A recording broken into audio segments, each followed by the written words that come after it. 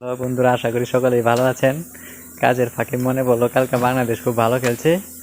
যদিও শেষ ওভারে 5 রান লাগতো, সাইফ খুব ভালো ব্যাট করেছে।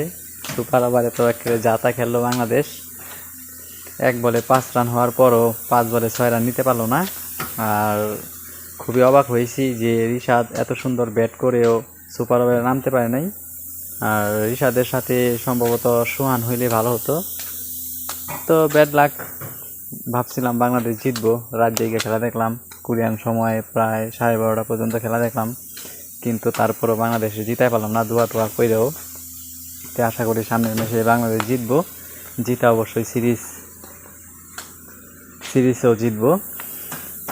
তো আসলে জিতা দরকার ছিল ম্যাচটা, কারণ 1 বলে 5 রান হয়ে গেছিলো, নো বল ওয়াইড। তারপরে 5 বলে 6 রান নিতে পারলো না। আর সাইফ হাসানের বলে যে ক্যাচটা ছাড়লো শেষ বলে, সুহান যদি ক্যাচটা না ছাড়তো তাহলে খেলা আমরা আগেই জিতে যাইতাম।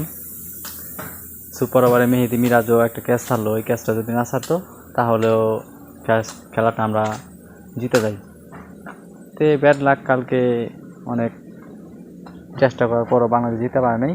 কিন্তু খুবই অবাক হয়েছি যে রিশাদ হোসেন যদি নামতো তাহলে ভালো হইতো, কারণ রিশাদ হোসেন খুব ভালো খেলতেছিল। প্রথম ম্যাচও ভালো খেলছে, গতকালকের ম্যাচও ভালো খেলছে, কিন্তু সুপার ওভারে নামানো হলো না তাকে।